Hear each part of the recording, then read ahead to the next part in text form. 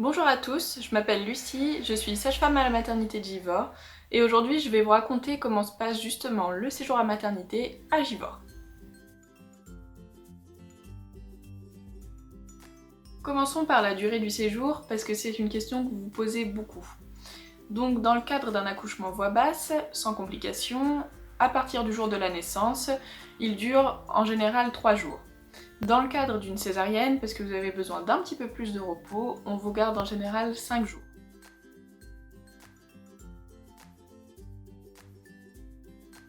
Il faut remplir quand même quelques conditions, notamment celle d'avoir une sage-femme libérale qui pourra passer vous voir à la maison dans les jours qui suivent.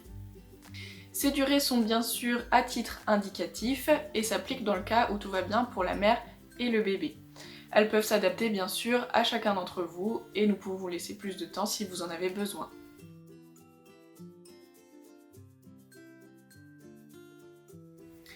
Deux heures après l'accouchement, vous remontez dans une superbe chambre qui sera la vôtre jusqu'à votre départ et dans laquelle vous pourrez prendre vos marques. Attention quand même à ne pas trop prendre vos marques non plus, parce que ayez toujours à l'esprit que nos collègues ASH passent nettoyer le sol de votre chambre presque tous les jours pour votre bien-être et pour une question d'hygiène. À ce moment-là, nous vous servons un repas ou un petit déjeuner, quelle que soit l'heure du jour ou de la nuit, pour vous requinquer un petit peu. Et ensuite, c'est le temps pour un petit peu de repos. En effet, bébé en général se remet de ses émotions après l'accouchement, il dort et vous en profitez vous aussi pour dormir. Nous repassons vous voir quelques minutes après pour vérifier encore une fois votre état de santé et ensuite on vous laisse tranquille en restant toujours à votre disposition bien sûr par l'intermédiaire de la sonnette ou du téléphone.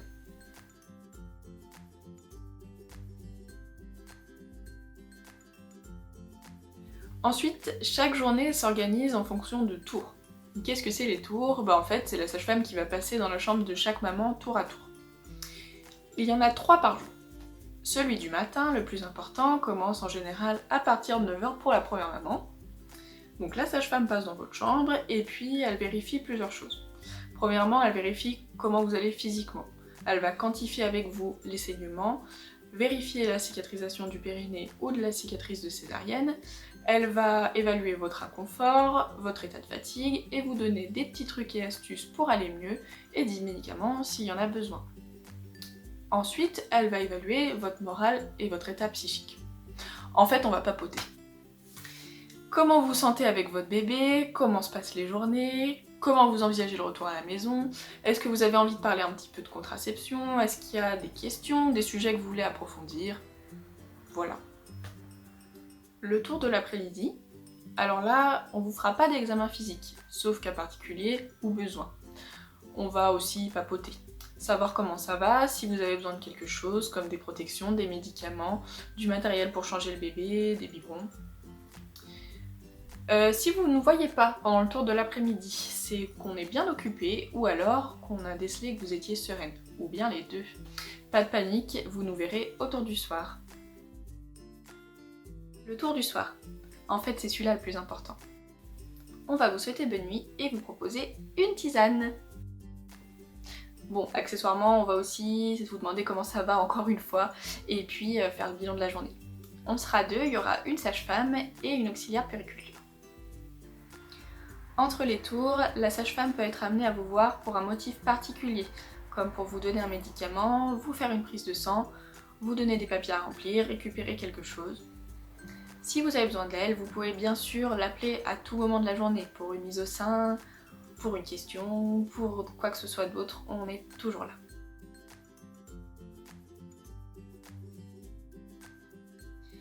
Et maintenant, on va voir ce qui se passe pour le bébé qui est quand même au centre de nos préoccupations. Pour le bébé, chaque matin, il va falloir faire un petit tour en pouponnière. L'auxiliaire de puériculture va passer dans votre chambre pour venir vous chercher. Attention, dans les premiers temps, on sait que les bébés ont parfois du mal à réguler leur température. C'est pourquoi on leur donnera pas de bain avant 24 heures de vie et pas tous les jours non plus. Pour autant, même s'il n'y a pas de bain, il faut quand même aller en pouponnière pour faire quelques soins quotidiens.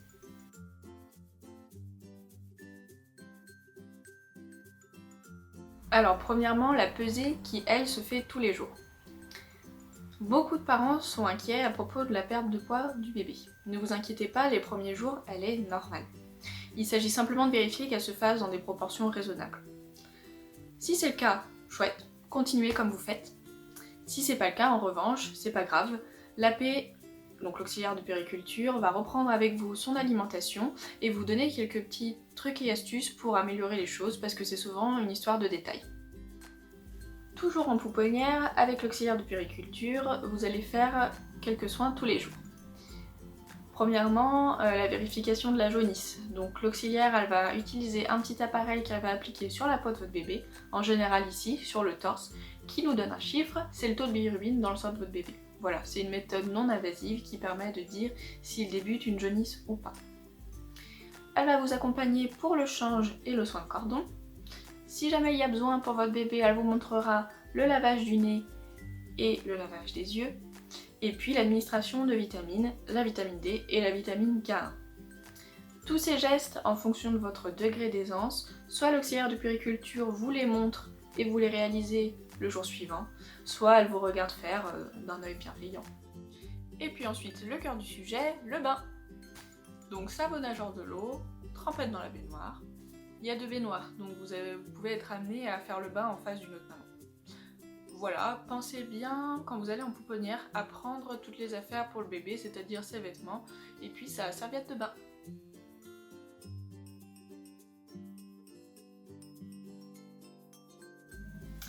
Après, il y a le tour de l'après-midi et le tour du soir pour votre bébé aussi, qui se font dans la chambre. Soit l'auxiliaire et la sage-femme passent en même temps selon comment elles sont organisées, soit l'auxiliaire passe toute seule. C'est pour vérifier que l'alimentation se met bien en place, que ce soit au sein ou au biberon, que tous les besoins de votre bébé soient comblés, même si on n'a pas trop de doutes, donc c'est-à-dire qu'il est bien chaud, qu'il soit bien rose, ce genre de choses.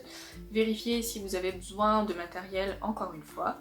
Et puis pour le tour du soir, on vous expliquera aussi le déroulement de la nuit si jamais il y a des choses particulières, c'est-à-dire pour certains bébés la surveillance du risque infectieux en fonction des conditions de l'accouchement, la prise d'une température pour les bébés qui viennent de naître, ce genre de choses.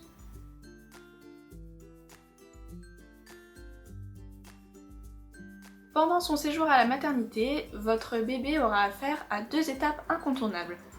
Premièrement, le test de Guthrie, qui est un test de dépistage qui se fait grâce à une prise de sang, à partir de 48 heures de vie. Il sert à dépister des pathologies qui sont assez rares. Allez, je vous donne leur nom. Donc il y aura la phénylcétonurie, l'hypothyroïdie, l'hyperplasie congénitale des surrénales, la mucoviscidose et, pour certains cas, la drépanocytose. Non, ce n'est pas les ingrédients d'une potion magique. Bon, vous l'avez compris, c'est des pathologies qui sont rares, mais les bénéfices sont tellement grands quand on les dépiste que tous les bébés y passent à la maternité. On réalisera ce test au moment où votre bébé mange, donc soit quand vous le mettez au sein, soit quand vous lui donnez un biberon, pour profiter en fait des endorphines qu'il va libérer à ce moment-là et qui auront un effet antalgique. Voilà. On prélève quelques gouttes de sang qu'on met sur un papier buvard que vous signez, on l'envoie, et si vous n'avez pas de nouvelles, vous ne recevez pas de résultat, c'est que tout va bien. Deuxième étape incontournable, la visite du pédiatre. Elle est faite au 2e ou au 3e jour de vie par l'un de nos 2 pédiatres du service. Elle serait allée dans une petite salle prévue à cet effet dans le service, vous accompagnez votre bébé. C'est à ce moment-là que votre bébé sera mesuré. Le pédiatre vérifie également qu'il n'y a aucune anomalie visible, que tout va bien au niveau cardio-respiratoire, au niveau neurologique, et il donne son accord pour la sortie.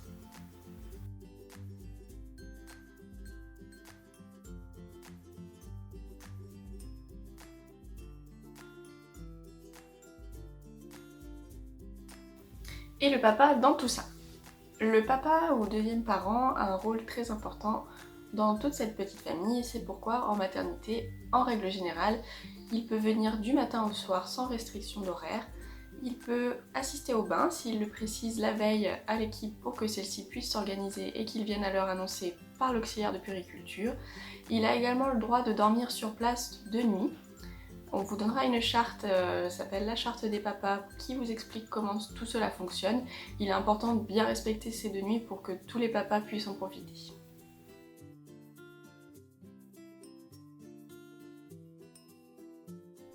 Et pour finir, un petit point sur les autres personnes que vous pouvez être amené à rencontrer en maternité. Bon, vous l'avez bien compris, nous, sages-femmes, auxiliaires puériculture et agents de service hospitalier, vous allez nous voir souvent. Mais vous pouvez aussi être amené à rencontrer une ostéopathe qui passe le mardi après-midi et qui peut s'occuper de vous et de votre bébé, ou l'un ou l'autre. Vous pouvez aussi rencontrer, si vous le souhaitez, notre psychologue qui vient le vendredi. Il y aura aussi une photographe qui passera faire une séance photo avec votre bébé si vous en avez envie et sans obligation d'achat.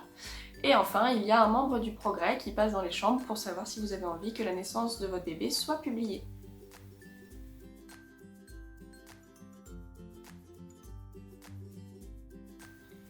Le séjour à la maternité a donc toute son importance pour faire le lien entre la naissance de votre enfant et le retour à la maison.